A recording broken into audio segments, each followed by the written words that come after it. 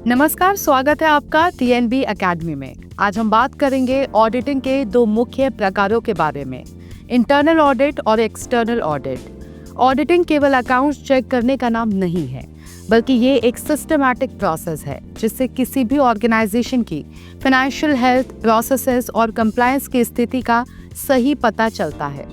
इस वीडियो में हम समझेंगे कि दोनों ऑडिट्स क्या हैं, उनका उद्देश्य क्या है और प्रैक्टिकल इंपॉर्टेंस क्या है।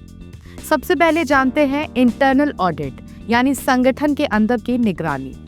इंटरनल ऑडिट यानी ऑर्गेनाइजेशन के अंदर किया जाने वाला ऑडिट, जिसे इन हाउस ऑडिट भी कहते हैं। इसका मुख्य उद्देश्य है ऑर्गेनाइजेशन की प्रोसेसेस और इंटरनल कंट्रोल्स को मजबूत करना।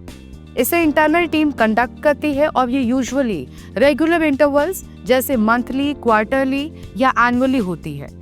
इंटरनल ऑडिट का scope internal policies, operational efficiency और कंप्लायंस चेक्स तक होता है। फॉर एग्जांपल, किसी मैन्युफैक्चरिंग कंपनी में इंटरनल ऑडिटर ये देख सकता है कि रॉ मटेरियल की इन्वेंट्री सही तरीके से मैनेज हो रही है या नहीं। एचआर डिपार्टमेंट में इंटरनल ऑडिट एम्प्लॉयज अटेंडेंस और पेरोल की एक्यूरेसी चेक करता है।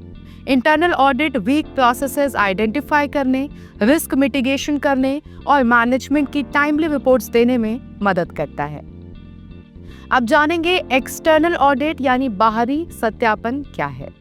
एक्सटर्नल ऑडिट यानी ऑर्गेनाइजेशन के बाहर से आने वाले इंडिपेंडेंट ऑडिटर्स द्वारा किया गया ऑडिट। इसका मुख्य उद्देश्य है स्टेक होल्डर्स और रेगुलेटर्स को भरोसा देना कि ऑर्गेनाइजेशन के फाइनेंशियल स्टेटमेंट्स और प्रोसेसेस एक्यूरेट है।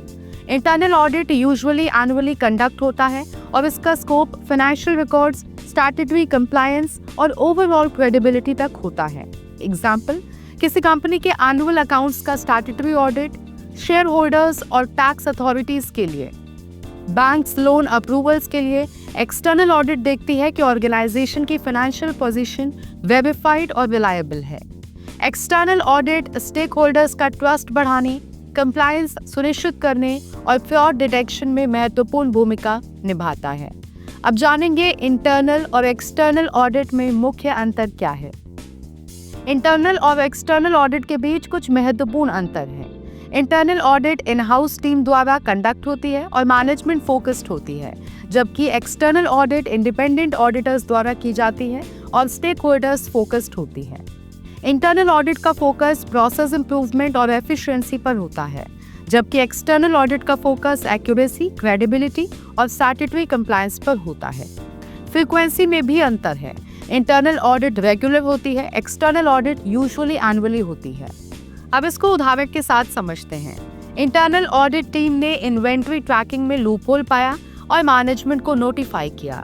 वही एक्सटर्नल ऑडिट ने फाइनेंशियल स्टेटमेंट्स वेरीफाई की और इन्वेस्टर्स और रेगुलेटर्स को अश्योर्ड किया कि अकाउंट्स सही हैं। अब दोनों का कंबाइंड इंपॉर्टेंस जानते हैं। दोनों ऑडिट्स अलग अलग पर्पस सर्व करते हैं, लेकिन मिलकर ऑर्गेनाइजेशन की हेल्थ और क्रेडिबिलिटी में मदद करते हैं। इंटरनल ऑडिट प्रोएक्टिव होती है और सुधार फोकस्ड होती है, जबकि एक्सटर्नल ऑडिट रिएक्टिव और वेरिफिकेशन फोकस्ड होती है। साथ में ये रिस्क कम करती है, प्रोसेसेस मजबूत करती हैं और स्टेक होल्डर्स का ट्रस्ट भी बढ़ाती हैं। अब मॉडर्न पर्सपेक्टिव जानते हैं, यानी डिजिटल युग में ऑडिटिंग।